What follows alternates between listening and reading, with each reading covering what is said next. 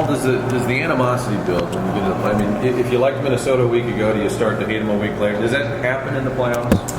Yeah, I think so. And I think, after first game, you kind of feel out process. Second game, I thought we ramped up the energy a lot more.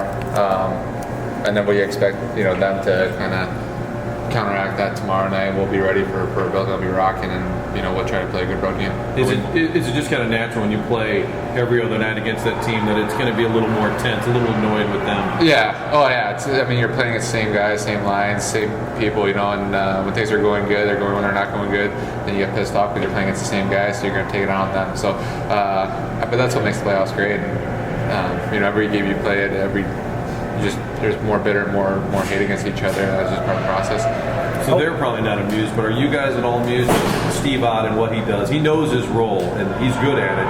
Do you guys get a kick out of that at all? Yeah. He's been doing that for 11 years now, maybe, or 12 years, or 10 years. I don't know.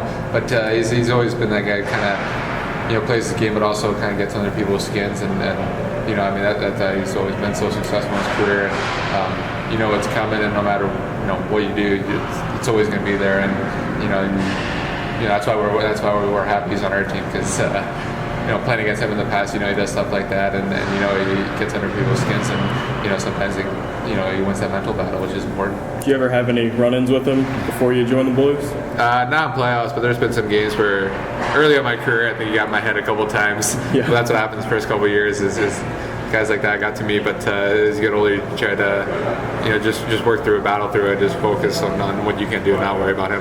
How does a guy like that help set the tone? Because obviously yesterday you guys started out very physical, and that was certainly an advantage. Yeah, gets the building going, I think, kind of, gets the nerves out of the way a little bit, and then we just kind of feed off the energy of what he's doing, what that line's doing, and obviously the crowd fed off it, and especially for yesterday being a must-win for us. You had success last season in the playoffs against Minnesota. Going up there, what do you tell your teammates about what to expect in the playoffs in that particular building? I think just like any playoff, early on it's going to be loud. You got to play that simple game and get those chances to take it to the net, weather that storm, and if they do score a goal, that's fine. It's going to be a loud building, it always is, but that's fun of it. It's basically 25 of us and then our coaching staff against 20,000 fans and their team. So every team plays well at home, but I think come playoff time, I think you got to do everything we can to kind of take the emotion out of it, because we know they're going to be emotional, and kind of do what they did to us in game one. You guys were a great road team all year. Does that help right now, knowing that, hey, we know how to win on the road? Does that matter this time of year? Yeah, I think so. I think, sometimes it's a little easier playing on the road. I think it's less distraction. You just go out there and play. You take that success we've had throughout the year, knowing that we play in the toughest buildings and have the toughest challenges and come out on top. And, we got to take that with confidence and take it going to the Xcel Center tomorrow night. Going back to game one, Vladimir doesn't get off a single shot. Last night he gets the hat trick. When you look at your own game, do you go, okay, mine's coming as well, that, I'm be patient, it's going to erupt at some point?